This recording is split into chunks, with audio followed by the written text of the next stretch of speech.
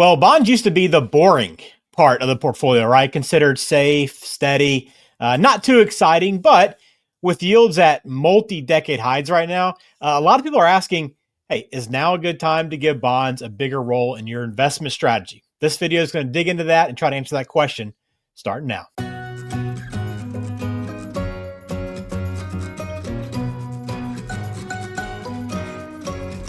Welcome into Dollars with Dennis. Ben George with Dennis Hoare, Faith 401k and Money Management. Dennis, good to see you again. I know you probably get a lot of investing questions. You've been hearing much about bonds recently?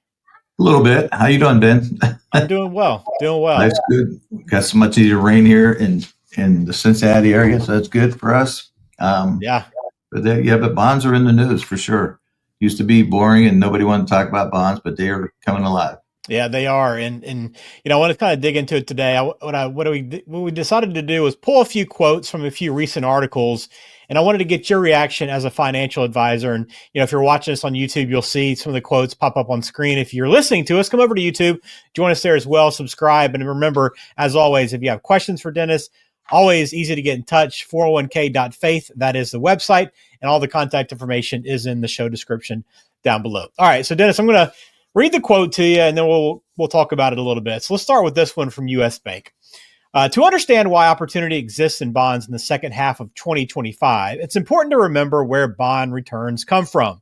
A bond can deliver a return to its owner from two sources: interest payments, known as coupons, whose rate is set at the time of the bond when it's issued, and changes in the price of the bond as it trades in the market. So break that down for us. Why are bonds often misunderstood, and what are investors missing when they think bonds are just boring income? Yeah, it's a great question. And why they're misunderstood is most people don't understand how they work. And the typical person will think that a bond is exactly the opposite of a stock or doesn't act exactly the same way as a stock, but sometimes they do. So they're misunderstood and they think bonds never go down. They do go down. They can go down, but they can offer a nice steady stream of income, which is important to fill out somebody's portfolio if they're looking for income or to balance out their portfolio. Yeah, when you talk about boring income, is this one of those things where people just think, well, I can do a lot better? Or, I think we don't get excited, I guess, about, steady returns, as you mentioned, but that's a big part of what you have to build into your portfolio, right? It is. Yeah. You want to have that steady part. And that's why we like people to have a plan, because we know where they're trying to get to. We can figure out maybe how much they need in bonds, how much they need in stocks and different types of investments based on their plan and what it dictates. And that income, we need some boring income. I think that's always good for everybody to have a little bit of boring, or another way, maybe it's somewhat like passive income. Mm-hmm. People will think that that's the young people today, they want a passive income strategy of some sort. So bonds can offer some of that, but there is some volatility in bonds as well. All right, here's another recent quote that we pulled from Financial Advisor. But ignore the market for 30-year bonds at your peril. Pension funds may be playing an important role by reducing demand now, but they are also awakening markets from a decades-long cognitive dissonance. There are reasons to worry, not only that rates aren't going back down, but that they may rise even higher. So a little bit of a deep quote there, but with warnings like this, Dennis, when you see this, how do you decide who should own more bonds right now? And does that shift for someone that's maybe 40, 60, or even retired as their age changes? Yeah, so I think everybody could own a little bit of bonds right now. They're in a good spot. Interest rates look to be going down. That could help the yield of the bonds as they go. But in the 40s, probably don't need as much, but it'll help you in a rebalancing situation. If you have a portfolio that the market corrects and you want to rebalance, it gives you places to rebalance to or from. So that's an important piece. When you're in your 60s or beyond, you may want to have a little bit more of that boring income we just talked about, a little bit more steady, predictable income. And so it can be used in multiple places for different reasons and different age groups. I think it's an important part of everybody's investment choices. And does it ramp up even more if you're retired? Or is it still pretty similar to someone that's in their early 60s? Ben, I think it always depends. So it depends on every situation is different. But if somebody has plenty of money, I use just like dividends. Dividends are could be considered boring income as well. But if you have enough of a stock that produces enough income from the dividends that you don't need to use it, then you don't have to worry about what the price is. Same thing with bonds. If you have enough of it, the older you are, you could have a nice, comfortable income in retirement from those bonds. Gives you a comfort place.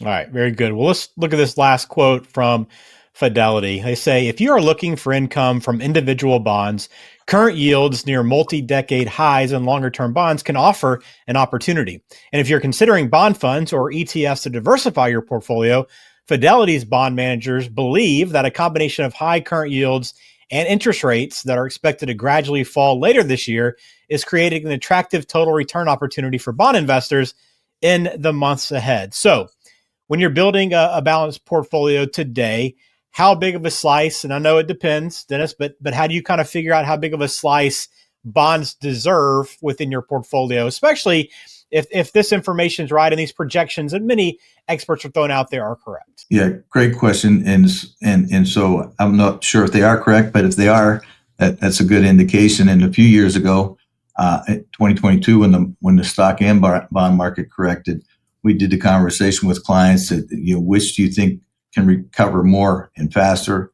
And if their answer was stocks, then we might want to add to stocks. If it was bonds, we might want to add more to bonds.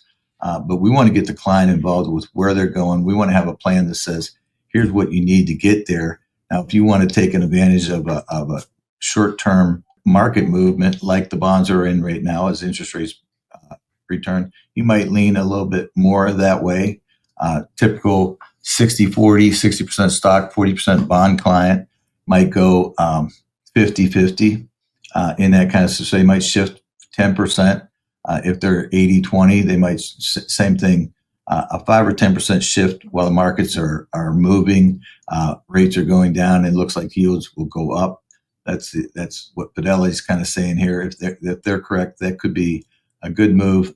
But it really comes back to that individual client, what their plan calls for, what do they really need for the long term, and then we can back into when and where to add different investments for them. Well, I know that you guys work a lot with investments. It's a big part of what you do, help people with their 401ks. But it's, just one piece of the comprehensive approach. And, it's a good reminder, bonds, look, they can provide income, they can provide balance, they can possibly provide you some peace of mind, right, when you're worried about market volatility, but they're not one size fits all. And again, that's why you want to make sure these bonds, if you are invested in, fit within your long-term strategy, Dennis. And for anyone that comes in and sits down with you and maybe doesn't have an investment plan or a strategy right now, how do you help them determine that? Yeah, so we through a series of questions and looking at their financial picture and what their goals are. They have a little bit of money and a big goal that will help us dictate what their allocation will be. If they have a lot of money and a small goal, it might be just the opposite, but it really depends on what they have, what they're trying to accomplish, and how we can best help them get there. And where bonds, I feel, are most effective. I mean, think back to the late 90s. I've been around a long time. Late 90s, the stock market was roaring in that tech bubble. We came up to 2000. And if somebody started out in 1995 with a 50-50 stock and bond portfolio, by 2000, it was 83% stock, 17% bonds if they didn't rebalance. And so they thought it was great. And I would tell people, you got to rebalance, you got to reshift that, because what happened next, 2001 and 2, the markets did correct. And if they didn't rebalance, they took a way bigger hit. If they continued to rebalance along the way, it only took them about 28 months to recover. I don't get those, don't hold me to those numbers exactly, but that was kind of the story I remember.